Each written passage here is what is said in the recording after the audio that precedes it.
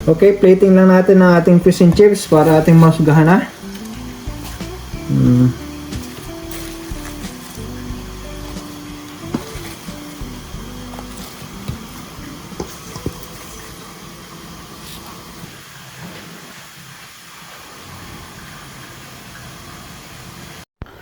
Hello guys, welcome again sa aming YouTube channel, Elmer Desiree TV. Ngayon ay Fish and Chips Friday dito sa Great Britain. So, especially dito sa England, kaya umorder ang aking anak ng treat sa amin sa dinner ngayon na Fish and Chips. So, titingnan natin kung paano ba niluluto itong kanilang version dito ng commercial na Fish and Chips. So, gagawa tayo ng ating version. So, tingnan natin itong ating in-order na Fish and Chips na kararating lang.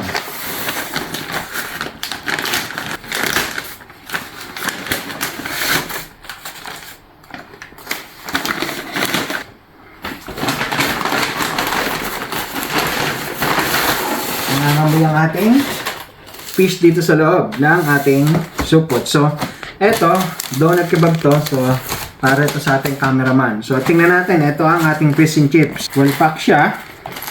Naka-box. So, dalawa to. Tigisa kami ng aking anak. Ang aking wife ay hindi kumakain ito. So, chicken ang kanya. Ito ang chips nila dito. Ibang-iba siya sa tinatawag nating mga Filipino na fries. Sa Amerika, fries ang tawag dito. Dito sa Great Britain, ito ay chips. At ito ang ating fish. So, ito, dalawa siya. Ito ay big fish nga pala, portion ng fish at chips. Ito ang version nila ng commercial fish and chips dito. So, gagawa tayo ng ating version na fish and chips sa mga susunod nating video. So, ipapind out natin kung ano ba ang pagkakaiba ng ating homemade fish and chips. So, ito ang kanilang commercial fish and chips dito. So, ito siya, oh. Yan ang kanyang butter. At ang kanyang fish, yung mainit pa. Sizzling hot ang ating fish. So dahil ang ating fish and chips ay mainit pa, inilagay siya sa box para i-serve sa customer na pagdi-deliveran. So ang napapansin natin dito, ang kanyang butter ay hindi na crunchy. Ito siya, oh. Malambot na siya. So yan ang disadvantage kapag siya ay in-order. So sa ating gagawing version, we'll make sure na ito ay crunchy pa. Hello again guys, welcome again sa aming YouTube channel, Elmer Desiree TV. Salamat po nga pala sa inyong patuloy na suporta sa amin at patuloy na lumalawak ang naabot ng ating channel. Kahit ito ay nagsimula sa maliit, patuloy nyo pong sinusuportahan at lumalawak sa ngayon. Ngayon, nasa 2.4 na po tayo na subscriber. Maraming salamat po sa inyo. Tulad po ng pinangako ko last week na Fish and Chips Friday, ngayon po, Friday again. So, gagawin po natin ang ating version, yung ating Fish and Chips na in-order last week ng aking anak. So, ngayon, meron tayo ditong fish na haddock. Ito ay white fish. So, sa Pilipinas, kung gusto nyo gayahin ang pagluluto nito, pwede nyo gamitin yung tilapia o any fish na malaman siya at white fish siya para maganda sa pagluluto ng ating fish sa ating fish and chips. So, meron din tayo ditong patatas. Sa patatas, merong special kind ng patatas na ginagamit, usually yung Maris Piper, kasi meron siya na property na kapag pinirito mo siya, malutong ang kanyang balat pero yung inside niya ay soft pa rin. So, ito daw ang karakteristik ng ating Maris Piper. So, bumili tayo ng special na patatas para dito sa ating fish and chips. So, narito ang ating mga ingredients na ating ipapakilala sa inyo para malaman nyo yung mga simple ingredients na ito. Ngunit ang produktong kalalabasan nito ay tiyak na masarap. Meron tayo dito all-purpose flour o plain flour. Ito binilang namin sa Aldi. Aldi, baka naman lagi na lang sponsor ang aming product na pinanggagalingan ng aming kinocontent dito sa aming channel. Meron din dito tayong baking powder. The pantry din ito sa Aldi nito. At ang ating ground black pepper. So, dito sa pagkaating ito, kailangan natin yung ground na black pepper, hindi yung ating ginaground na paminta. So, kailangan natin to special for this one. At kailangan din natin ng salt. Iodized salt. At ang ating pampalutong, ang ating corn flour. Kailangan natin siya ng corn flour din sa ating ingredients ng ating butter ng ating masarap na fish and chips. At ang main ingredients natin dito para mas maging crispy daw ang ating butter ng ating fish and chips, ang ating beer. Eto siya. Kung wala naman kayong beer, pwede rin naman tubig. So, subukan lang natin itong beer na gamitin. Kasi before, nagluto na rin ako, tubig lang ginamit ko, okay naman. So, ngayon natin ma-differentiate kung ano ba talaga ang iba ng paggamit ng beer natin sa simpleng tubig lang. Kasi, kapag gumamit tayo ng beer, carbonated to, so, ito yung nagpapalutong sa ating butter. So, simulan natin ang ating paghahanda ng ating ingredients sa ating fish and chips, sa ating patatas. Makikita nyo, meron dito tayo potato cutter. So, ito ang ating gagamitin sa pagkakat ng ating patatas para sa uniform shape niya. Pwede rin kung kayong gumamit ng normal na kutsilyo lang, kung wala kayong potato cutter. Ito siya. So, simulan natin sa ating potato wedges, pagkakat nito dito sa ating cutter. Move lang natin to. Ito, gagamitin natin stainless sa paglalagyan ng ating patatas na kalat.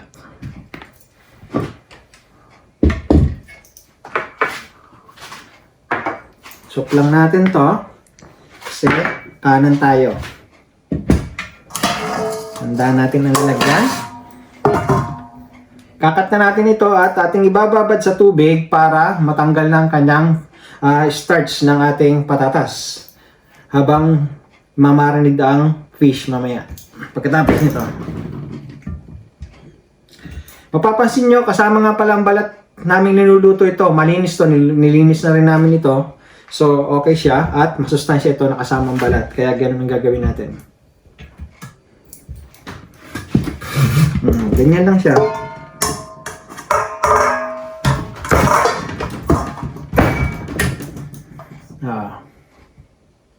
So, gagawin natin siya sa lahat ng mga patatas natin.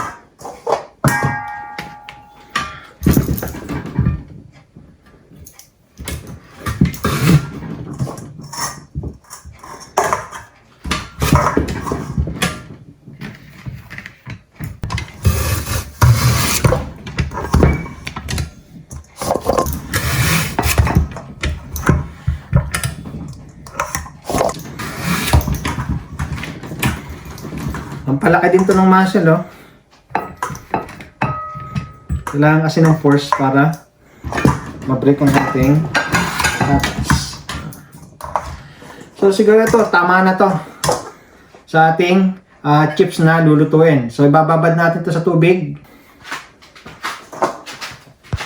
Okay, ibabad na natin ang ating patatas. So, punta naman tayo dito sa ating fish. Sisisund lang natin siya ng ating salt and ground black pepper. So, napansin ko dun wala siyang seasoned ng salt and ground black pepper. So, medyo matabang siya. So, ang gusto namin yung mas malasa. So, sisisund natin siya. Kasi ganun din ang ginagawa ko sa ating mga sweet and sour fish fillet na ginagawa. At masarap siya.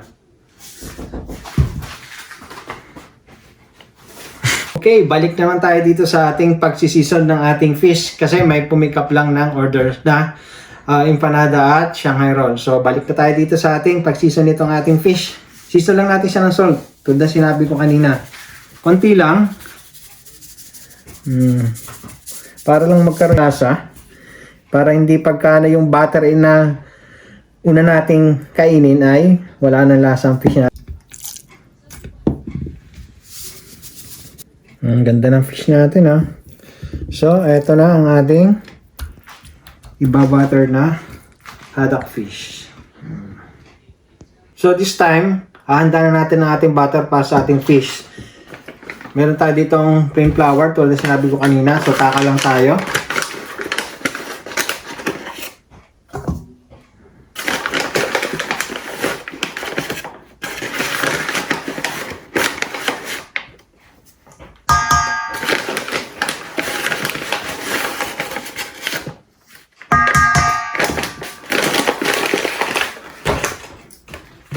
Cornstarch to.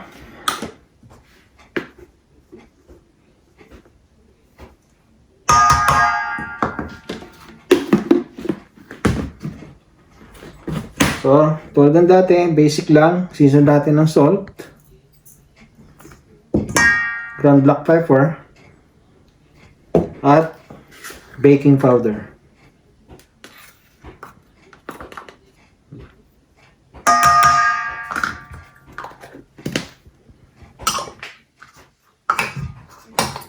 Hahaluin lang natin siya para mag-uniform ang kanyang ingredients sa ating plain flour. Yung iba nga pala ang ginagawa para makulay, meron siyang paprika o kaya ay food coloring. So, mapula-pula siyang madilaw-dilaw kapag ka naluto. So, orange in color siya. Ang gusto namin yung basic lang, ang kulay niya kasi nagiging yellowish naman siya kapag ka naluto ng maayos. So, eto, nilagyan lang natin siya ng hole sa gitna para lagyan natin siya ng ating veal.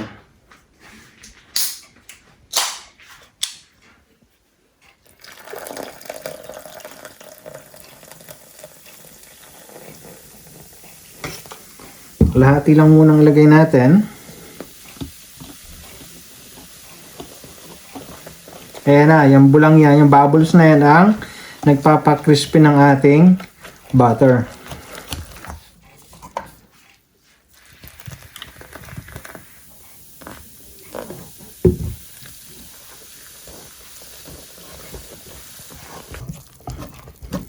So, ito na ang ating butter. So, ayan ang consistency niya. Tama-tama to, hindi dikit dun sa ating fish. But make sure na dry ang ating fish bago natin ilagay dito sa ating butter. Para dumikit siya. Ito, simulan natin ang pagluluto. Painit lang tayo ng ating mantika sa pan.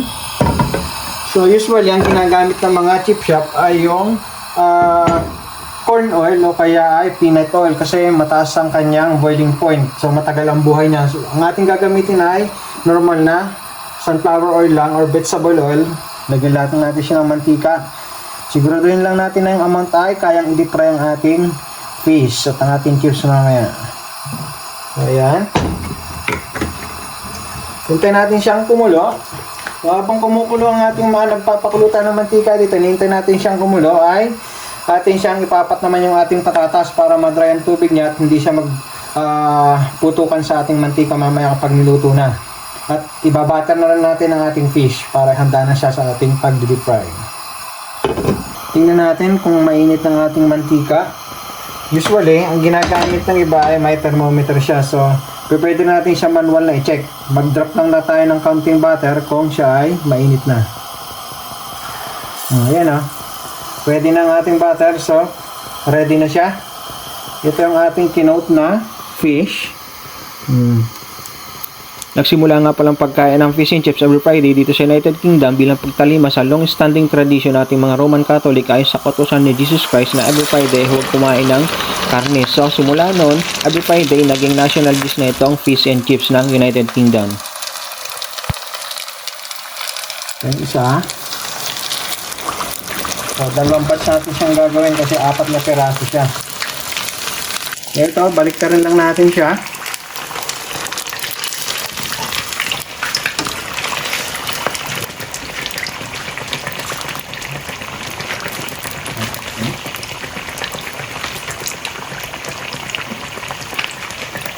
Tinikman natin yung tinanggal natin ditong bata, no? Kaya lasa niya, sarap.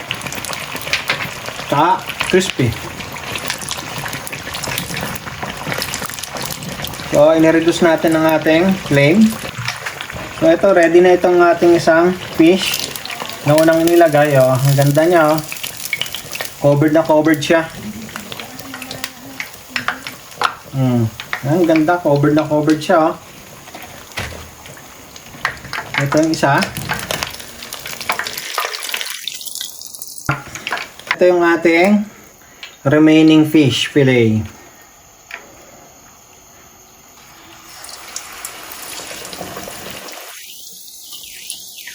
Meron na tayong masarap na fish buttered.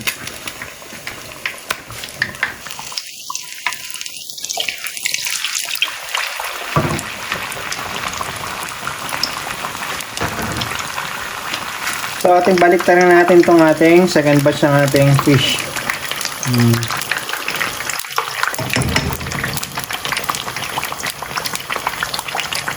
Yung sinasabi ko, hindi naman kailangan nalagyan ng pampakulay na paprika o kaya ay food colors. Kasi kakaroon ng kanyang sariling kulay kapag ka naluto ng ating butter. Ito, ready na ulit ang ating fish. Susunod natin ang ating patatas. Brown. That's why we're looking for the color of our fish.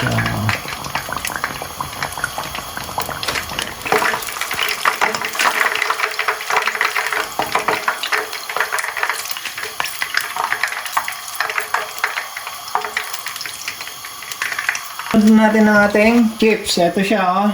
Inardry ko na siya.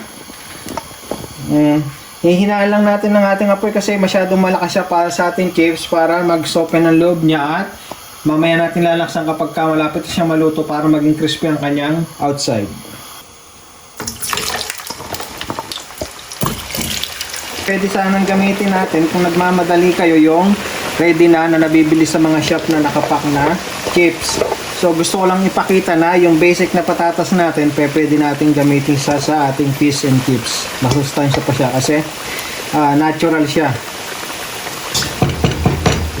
Para hindi mag-crowded sa ating pan. Lang natin siya ng space para yung mga nasa ibabaw ay mapupunta sa ilalim naman. Hindi ko natin siya mahalo kasi malambot ang ating chips. Masisira siya. So ganyan lang ginagawa ko. Natin ang ating chips kung malambot na siya, saka natin siya lalaksan ng ating apoy.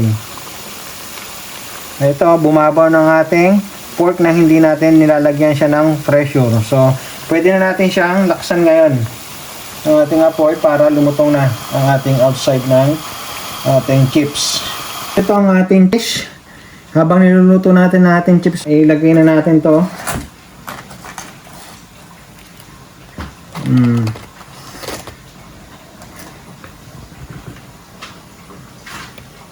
Ready na ang ating chips. Anoyin na natin siya, oh. Golden brown. Same as our fish. Ito na ang ating masarap na chips. Ito na ang ating second batch and last batch ng ating chips. At ating sisimulan ang husgahan ng ating fish and chips na ginawa. Ngayon, this time, lalaksan na ulit natin ang ating apoy kasi malambot na din ang chips natin na natitira pa. So, ito siya. Habang mainit ang ating chips, salin na natin siya at ating kokot siya ng ating flavoring. So, kahit anong flavor, pwedeng ilagay dito pero salt lang ating gagamitin dito. Para lang dumikit ang ating salt dito sa ating chips. Pero kung gusto niyo mas flavorful siya, pwede nyo siyang lagyan pa ng ibang powdered seasoning. Depende sa inyong kursanada at gusto. So ito, season lang natin siya ng ating salt at ating siyang shake. Ayan na. Hintayin lang natin yung second batch at saka natin husgahan nating fish and chips. So ito na ang ating last batch ng ating chips. Patayin na natin ang apoy. Okay, plating lang natin ang ating fish and chips para ating masgahan na.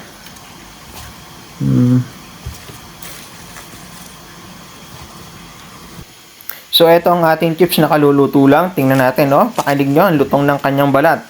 So, tingnan natin ang kanyang loob kung talagang soft. Ayan siya, oh. Umuusok-usok pa. Napaka-soft ng ating chips na niluto ang loob niya. Pero, crunchy ang labas niya. Ito, plating na natin siya at husgahan natin. O, diba? Para lang sa isang sikat na restaurant ng ating fish and chips na kaluluto lang. O, ang ganda ng ating pagka-plating at katakam-takam siya sa ating paningin. So, ito, husgahan na natin ang ating fish and chips na kagagawa lang natin. Tingnan natin ang inside niya. O, malutong pa siya, o.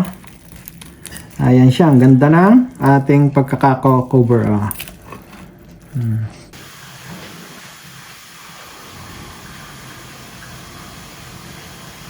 Okay, para sa mas marami pang video ng aming DIY cooking, baking, at everyday task dito sa England, patuloy nyo kaming subaybayan sa aming munting YouTube channel, Elmer Desiree TV. Thank you very much and God bless. Bye-bye!